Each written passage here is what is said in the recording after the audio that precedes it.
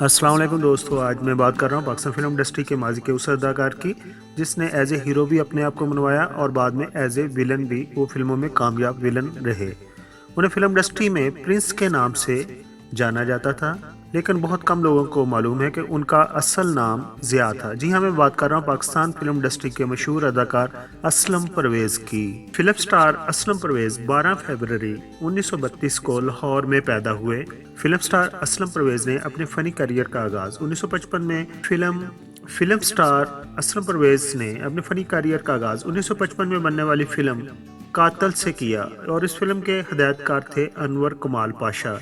ये फिल्म ना के असलम परवेज़ की बल्कि अदाकारा नैयर सुल्ताना, अदाकारा मसरत नज़ीर और माजी के मशहूर अदाकार अकमल की भी पहली फिल्म थी। अदाकार अकमल ने इस फिल्म में एज ए एक्स्ट्रा के तौर पर काम किया था और इस फिल्म में बहुत ही ज़बरदस्त अदाकारी के बायस असलम परवेज़ को बहुत पसंद किया गया और उसके साथ ही इस साल के आखिर में उनकी दूसरी फिल्म रिलीज़ हुई जो कि मशहूर अदाकारा और गुलकारा मलका तरन्नुम नूरजहां के साथ थी और वो इस फिल्म में बतौर हीरो कास्ट किए गए और फिल्म का नाम था पाटे खां और ये फिल्म 1955 के आखिर में रिलीज हुई। अब हम बात करते हैं असलम परवेज़ की चंद मशहूर फिल्मों की।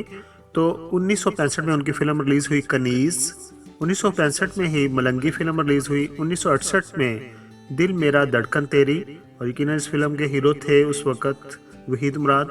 1971 की बात करें तो तहजीब फिल्म रिलीज हुई उनकी, 1981 में अमानत और इसी तरह 1985 में खुदार।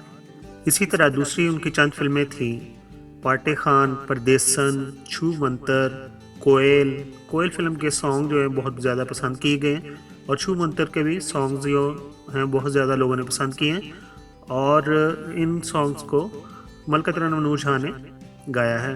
और इसी तरह उनकी एक फिल्म थी नींद।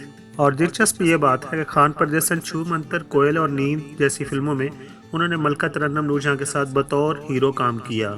फिल्म इंडस्ट्री में तकरीबन 5 साल तक एज ए हीरो काम करते रहे, लेकिन 1960 के बाद वो फिल्मी उफ़्क़ पर विलन बनकर उभरे और 24 साल तक उर्दू और पंजाबी फिल्मों में उन्होंने शोहरत की बुलंदियों को छुआ। फिल्मों में विलन का रोल करने वाले असलम परवेज़ हकीकी ज़िंदगी में इंतहाई रहमदिल और नफीस इंसान के तौर पर जाने जाते थे। फिल्म स्टार असलम परवेज़ ने अपने करियर के दौरान एज ए हीरो और एज ए विलन यादगार किरदार निभाए और उन्होंने 300 से ज़्यादा फिल्मों में अदाकारी के जौहर दिखाए।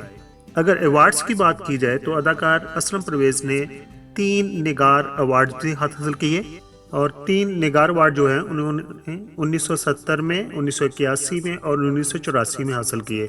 उसके साथ साथ उन्हें प्राइड ऑफ परफॉर्मेंस जो कि प्रेसिडेंट की तरफ से पाकिस्तान की तरफ से दिया जाता है अवार्ड, वो भी मिला। अब हम बात करते हैं असलम परवेज़ की ज़वाजी ज़िंदगी की। तो असलम परवेज़ फिल्म इंडस्ट्री में आने से पहले ही अपनी कज़न के साथ उनकी शादी हो चुकी थी। उनकी वाइफ का नाम है सुरैया और असलम परवेज़ के 4 बच्चे हैं जिनमें 2 बेटे और 2 बेटियां हैं। असलम परवेज़ के बेटों का नाम जुल्फ़कार असलम और असगर असलम है, जबकि उनकी बेटियों के नाम आसिया असलम और अक्सा असलम हैं। 14 नवंबर 1984 का दिन पाकिस्तान फिल्म इंडस्ट्री के लिए अच्छा साबित नहीं हुआ क्योंकि 14 नवंबर 1984 को असलम परवेज़ और अदाकार इकबाल हसन दोनों एक साथ हिदायतकार हैदर चौधरी की फिल्म जूरा की अक्सबंदी के बाद फिरोजपुरा लाहौर रोड से अपने घर वापस जा रहे थे कि उनकी कार का एक वैगन के साथ तसादम हो गया। उसके नतीजे में अदाकार इकबाल हसन जाए हादसा पर ही जाँ बहक हो गए, मगर असलम परवेज़ 21 नवंबर 1984 को एक हफ्ता तक मौत और ज़िंदगी की कश्मकश में मुब्तला रहे और उसके बाद खालिक़े हकीकी से जा मिले। आखिर पर हमेशा हमारी दुआ रहती है कि अल्लाह ताला उनको जवार रहमत में जगह नसीब फरमाए, आमीन।